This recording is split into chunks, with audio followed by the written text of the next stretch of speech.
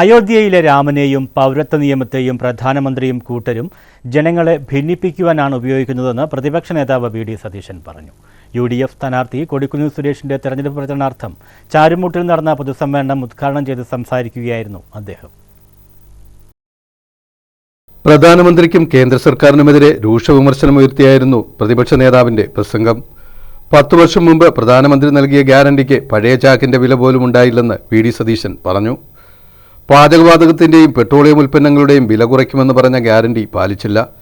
പ്രധാനമന്ത്രി നരേന്ദ്രമോദിയും കേന്ദ്രമന്ത്രിമാരും BJP നേതാക്കളും ഭിന്നിപ്പിന്റെ ഭാഷയാണ് പറയുന്നത്. അയോധ്യയിലെ രാമനെയും പൗരത്വ നിയമത്തെയും അവർ ഉപയോഗപ്പെടുത്തിയത് ജനങ്ങളെ തമ്മിൽ ഭിന്നിപ്പിക്കാനാണെന്നും അദ്ദേഹം പറഞ്ഞു.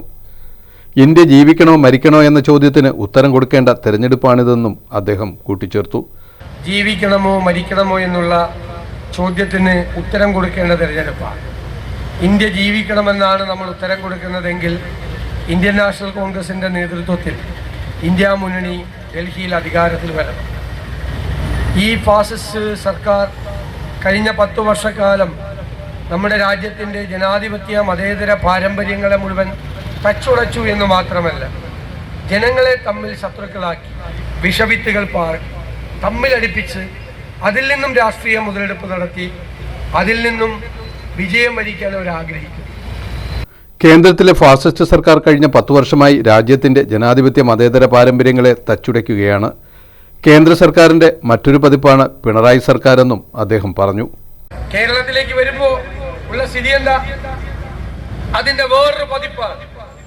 അവർ തമ്മിൽ സൗഹൃദത്തിലാണ്, അവർ തമ്മിൽ സ്നേഹബന്ധമാണ്. കാണുമ്പോൾ അങ്ങോട്ടും ഇങ്ങോട്ടും ഒക്കെ അത് പറയും.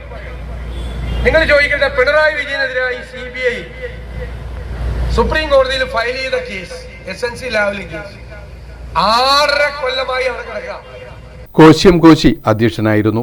UDF നേതാക്കളായ Tomy Kalyani, B. Babu Prasad, M. Murali, KR Muraleedharan, G. Hariprakash, K. Sunnykutty, Rajasekharan, Ani Varghese, Shaji Mohan, Thomas C. Kuttisseril, Dileep തുടങ്ങിയവർ പ്രസംഗിച്ചു. News bureau, Charummood.